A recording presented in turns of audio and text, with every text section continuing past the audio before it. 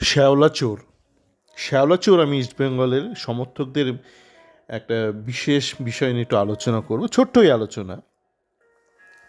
তো সবার আগে বলি, আমি দেখছি অনেক ইস্টবেঙ্গল ফ্যান মোহনবাগান সুপার জায়ান্টকে ট্রোল করছে এটা বলে যে মোহনবাগান সুপার জায়ান্টে নাকি ইন্ডিয়ান ন্যাশনাল টিমের সংখ্যাগরিষ্ঠ প্লেয়ার খেলে, তাই ইস্টবেঙ্গল তাই মানে ইন্ডিয়ান ন্যাশনাল টিমের পুরুষদের খুব খারাপ অবস্থা। আর মহিলা টিমের যেহেতু ইন্ডিয়া মহিলা টিমে ইস্টবেঙ্গলের একাধিক প্লেয়ার খেলে, তাই ইন্ডিয়ান মহিলা টিম খুব ভালো খেলছে। দেখুন, ট্রোল করবেন, করতেই পারেন, মানে তার মধ্যে ট্রোলের পেছনে সাধারণত ট্রোল কথাটাই খুব গোছে।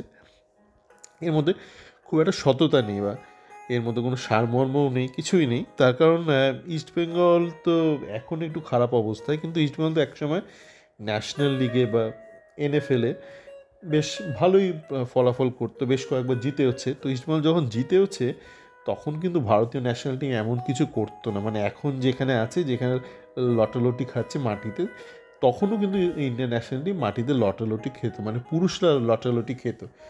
সুতরাং এই যে যুক্তি যে ভারতীয় ন্যাশনাল টিমের বেশিরভাগ মোহনবাগান সুপার জায়ান্টে খেলছে বলে পুরুষরা মুখ থুবড়ে পড়ছে, এটা হচ্ছে ট্রোল করা। আর এটা হচ্ছে একাধারে কী বলবো, মানে আসল যে কারণগুলো সেগুলো থেকে ডাইগ্রেশন, মানে দৃষ্টিটাকে ঘুরিয়ে দেওয়া। যে ওই বিষয়ে যাই, শ্যাওলা চোর নিয়ে আসবো, তার আগেও আরেকটা কথা বলি। ঘরের ছেলে আজকে আমাকে এক সতীর্থ ইস্ট বেঙ্গল ফ্যান ব্যক্তিগতভাবে জানালো এটা কি হচ্ছে, মানে যাকে তাকে ঘরের ছেলে বলে দেওয়া হচ্ছে। তো ঘরের ছেলে নিয়েও দেখছি এ পক্ষ ও পক্ষে কথাবার্তা হচ্ছে ইস্টবেঙ্গল মোহনবাগান ফ্যানদের মধ্যে। ট্রোল হিসেবে ঠিক আছে, দেখুন ঘরের ছেলে কনসেপ্টটা আজকের দিনে দাঁড়িয়ে আর প্রাসঙ্গিক নেই, একদম অপ্রাসঙ্গিক। আগেও সেই অর্থে ছিল না। ঘরের ছেলে মানে আমরা কি বুঝি, মানে ঐতিহাসিকভাবে মানে এটা ডাইনোসর ব্যাপার।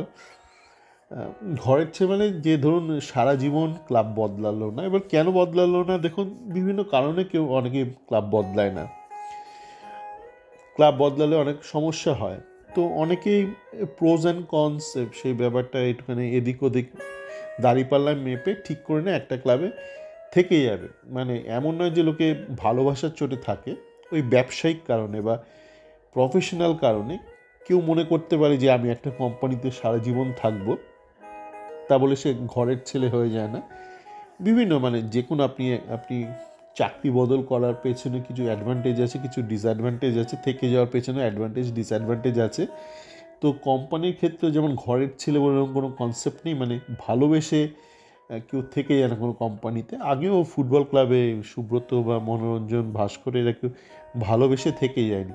ভাস্কর তো বদলেছিল, মহাবাডেনেও গিয়েছিল, মনোরঞ্জন থেকে গিয়েছিল, ওর বাবা একটুখানি বোধহয় একটু আপত্তি করেছিল, তাই একদম শেষ জীবনে মোহনবাগানে গিয়েছিল। তো এখন দেখছি ঘরের ছেলে এই কথাগুলো বলা হচ্ছে, এইগুলো নিয়ে আলোচনা মানে ভীষণ অশিক্ষিত ব্যাপার লাগে। প্রথমত ব্যাপারটা একটা ডাইনোসর, এই যুগে দাঁড়িয়ে 2025-এ দাঁড়িয়ে ব্যাপারটা একদমই অপ্রাসঙ্গিক। এবার এইটাকে আপনি যেখানে সেখানে লাগাতেই পারেন, সে নিয়ে তর্ক বিতর্ক হতেই পারে, মানে এ পক্ষ ও পক্ষ দুপক্ষে অশিক্ষিত বলতে হয়। এবার আসা যাক শ্যাওলা চোর। দেখুন, ফুল চোর কনসেপ্টটা তো আমরা জানি, মানে আগে সরস্বতী পুজোর সময় এই শহরে বা শহরতলির আশপাশে যার ধরুন বাড়িতে নিজস্ব বাড়িতে আছে, সেখানে একটু বাগান ঠাগান আছে, সবাই না রাত্রিবেলা একটু ভয় ভয় থাকতো, একটু মজার রকমের ভয় যে ফুল গাছ চুরি হয়ে যাবে।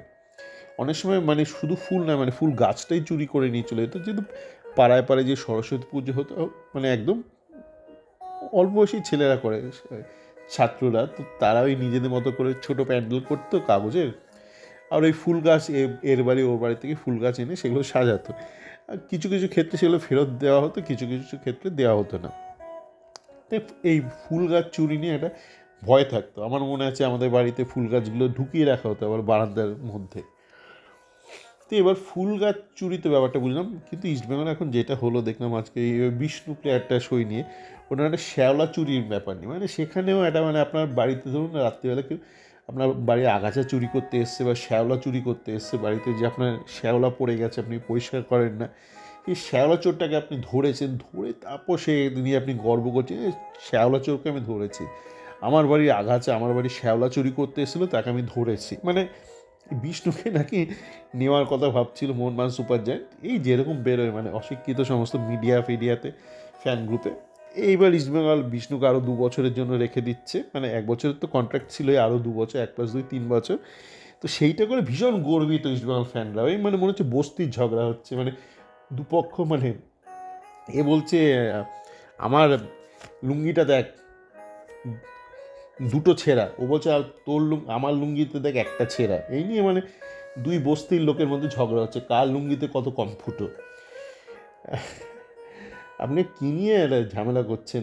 এমন তো নয় যে একটা রত্ন ছিল বা রত্নকে কেউ হরণ করতে চাইছিল, সীতাহরণ তো নয়, মানে আপনার মানে দাসীকে হরণ করতে চাইছিল, আপনার চাকরানিকে হরণ করতে চাইছিল, বা আপনার শ্যাওলাকে হরণ করতে চাইছিল, আপনি সেই শ্যাওলা হরণটাকে রোধ করেছেন। সেইটা নিয়ে এত গর্বিত হওয়ারও কিছু নেই, মানে ওপক্ষেরও দুঃখিত হওয়ার কিছু নেই, আপনারও অত উল্লসিত হওয়ার কিছু নেই। সকলে ভালো থাকবেন।